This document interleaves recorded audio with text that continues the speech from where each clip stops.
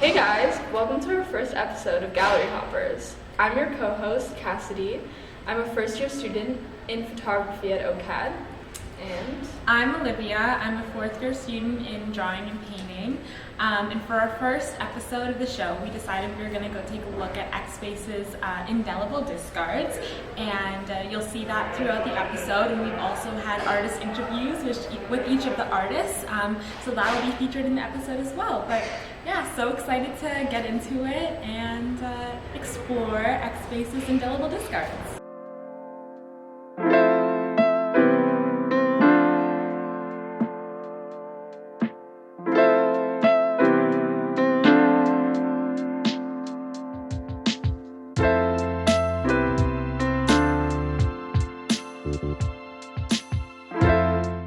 My name is Lingshan Wu. I'm a Chinese queer visual artist based currently in Toronto. My work mostly investigates about our relationship with images in both physical space and digital space, and how that kind of reflects a certain things about the consumer cultures and the contemporary image culture that has affecting our everyday life and habits. The interest for the consumer waste kind of stemmed from my previous explorations on the digital consumer culture that I was doing in my master, and how kind of this abundant lifestyle translate to not only shopping in a supermarket and malls in physical life, but also to the way we consume and produce digital visual contents on social medias and other platforms. I keep wanting to scroll on my phone. I keep playing this weird phone games that doesn't really give me much. I'm just sitting there waiting for a reward type of situation. And those money are the one that I spent a lot of money to. So just a realization is why can't I no longer space out? Why can I no longer focus? Why do I have this anxiety to keep wanting to consume and produce? And so the interest kind of is very much self-driven, in a way trying to understand my own struggle with digital technology and digital space and their impacts on my daily life. And through other artists and theorists like Hitoshi Dairos, Byung-Chul Han, and use their perspective to kind of further investigate this kind of very fast-paced production of images and how they are quickly discarded once their purpose is fulfilled. My previous interest was investigating urban space, so I kind of adopt the same methodology, which is psychogeography. I'm not sure if you guys are familiar with it. Not psychogeography, no. Okay, so it's pretty common, or not common, but some practitioners use that in the way to navigate around unfamiliar urban space, trying to figure out ideas of proper urban planning, but not necessarily the rational way. So they will take a walk along an unfamiliar space when giving themselves the rules, like maybe every 3 crossroad they turn right, and then use that and then creating a psychogeographic map, a somewhat abstract maps to inform them about the space that they're in. My take with this project and about the term digital waste or landfill is a little bit more in a poetic sense. Perhaps a little bit over dramatic. It kind of romanticized the idea of a waste and garbage as something that is safe and precious, that's away from the spotlight. There are like gigantic landfills in China, India, West Africa, and they are still being processed, even though they might not be as dirty as the organic waste, but they are harmful to the human bodies and the environment. So I think it gave me a little bit more concerns on, regardless of how much we imagine digital waste and digital space being an infinite amount of space to contain our desire and our content, it always will translate back to our physical world being a landfill somewhere that someone else has to deal with. And the project is more of reflecting on our consumer mindset and a critique against this capitalist oriented society that kind of keeps driving us to look the other way and to continue to perform, to consume and produce, but without actually looking at the things that are quietly happening maybe on the other side of the world. My name is Eileen Bahmanipur. My pronouns are she, her. I did my undergrad in painting in University of Tehran. I was born and raised in Tehran, Iran. I came to Vancouver 2014 as part of an immigration plan that we had. And I started my master program at UBC that had more like a broader approach to visual arts. Doesn't have that specific categorization between like drawing, painting, photography. Is just like visual arts, which was interesting, and it had a huge impact on my practice. So I guess to answer your question about my practice, that is still, I think I have a strong commitment to the drawing medium. But what I'm doing recently is that, recently since 2016, is that I'm introducing this medium of drawing through different materials, different medium, be it installation, video, animation, sculpture, etc. Paper making project since I think it was 2018. Which was about the waste. So my idea about working with paper making and medium of the paper was through my approach to sculpture. So the sculpture aspect of it was important. So I was introducing this inclusion of the waste and almost garbage, things that you just throw away as an inclusion to add to the paper, technically making bad papers. Image and ground of the image. Let's say through the history of image making, the images have been produced and created on papers, walls, wood panel, etc. So the image is always covering that ground on surface. It gets suppressed, it gets silenced. So imagining the regime changes, a war happening through the country or a revolution happen, and the new regime start disturbing and damaging these images, vandalizing the visual remnants of the older regimes. So I'm interested in that, let's say, I'm gonna call it iconoclasm. It's the kind of specific way of disturbing certain representation of the older regimes. So through this process of damaging, you can see the ground of the image, be it paper, be it wall, and it's like that ground of the image finally could find a language to be part of the image. It's kind of liberating. I'm kind of celebrating that destruction.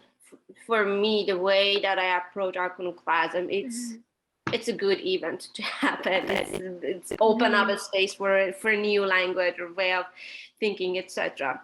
So back to this project about the waste and non-functional system is that, okay, I wanted to make a paper that it doesn't create a suitable support or platform for an image to appear on it.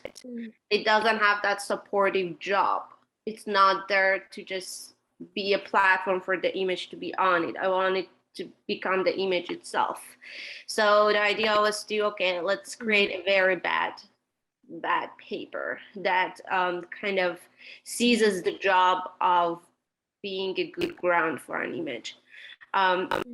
So my partner works as a HVAC. His job is to fix the boilers, cooling and heating system, and he has a special vacuum for his job that in a specific period of time, it was, I think, the summer of 2018, it was full of boiler dust. So machine that doesn't work, it needed to be clean, it needed maintenance. So it was remnants of that non-functionality of that specific system, the boiler system. I was interested in the color of them. They were like very shitty color of brown. It was very accurate. And so like, great, let's make a paper out of them. It was mostly out of curiosity as well. And similarly, I was also interested to what I have in my vacuum cleaner, right? It's like things that I wanted to get rid of, right? So that was how I was interested. Okay, what if it could be like a linear or unlinear, I don't know, a kind of a movement from domestic waste through that kind of serious work or industrial waste. And that was the process of my paper making and how I added this inclusion through it. So my name is Maria Simmons, and I'm an artist from the Hamilton area. And I make what I call hybrid sculptural work. So often it involves like various different materials, sometimes living. So one of the ways that I kind of like summarize this for myself is that I make art that eats itself. Like I constantly am kind of like shifting mediums.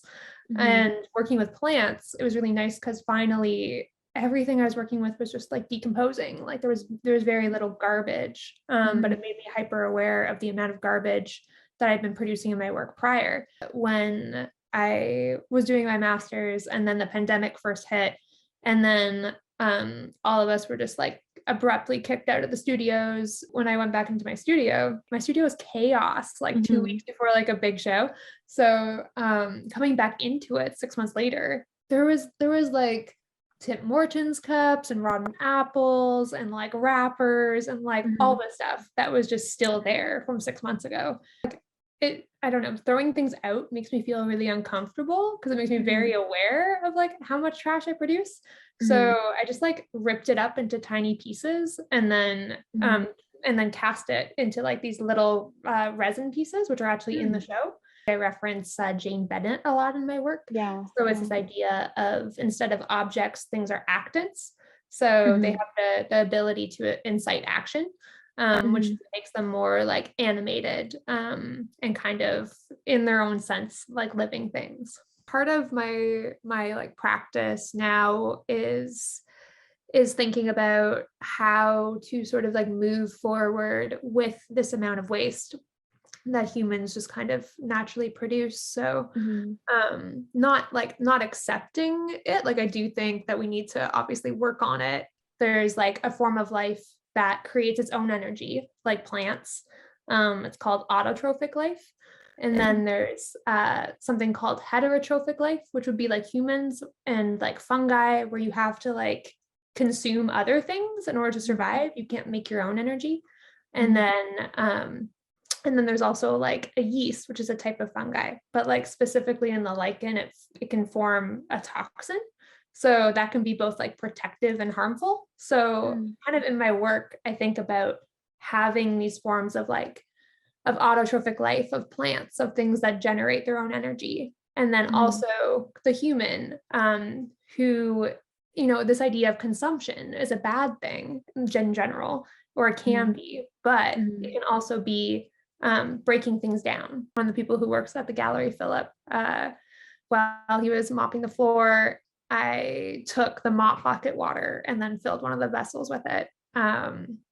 So that basically now one of the materials in the work is like all of the past works before the floor was mopped. So like it has this like duration of everybody's like skin cells and like all the dirt that's been tracked in is now concentrated and will slowly leach out and then also become a part of the work over time. In everything, I try and pair stuff together so that things are constantly changing and shifting and becoming new through different relationships. My name is Daryan Razdar. I am a writer, a researcher, and an artist. I'm Gilaki Iranian, by background, but I grew up in the United States and I moved to Toronto about 3.5 years ago. My arts practice looks like a lot of writing, mostly a lot of poetry these days. And I dabble in fiber arts. Right now I'm making a rug. I really like natural processes as well, using natural fibers, natural dyes, and yeah, just like exploring the materiality. There's like Okay. 2 different pieces that are at the X Space exhibition right now. They're both a part of the same series, but they have very different registers. One is like pink and purple, and the other is a lot of like darker tones, a lot of blacks and like dark reds and blues.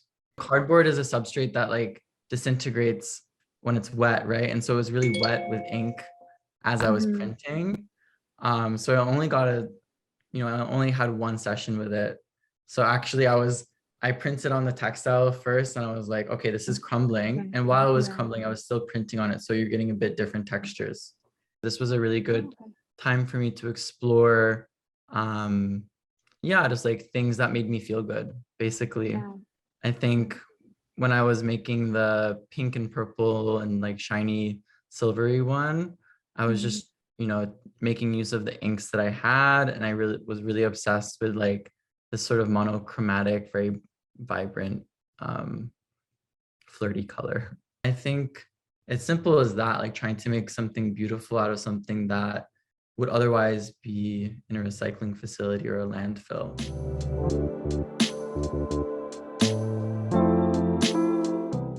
My name's Lauren Prowski.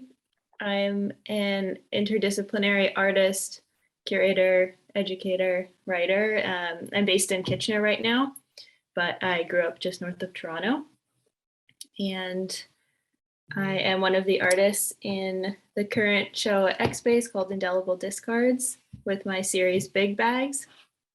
And yeah, my work involves a lot of play and experimentation with materials and mediums, and I kind of work across various projects and kind of bounce around. So my topics and various artist statements get changed up pretty rapidly. Much of your Big Bags project is centered around the big bags. We were really honestly curious about the meaning and process behind the paintings that you put inside the bags, and basically your choice to include paintings as opposed to any other object.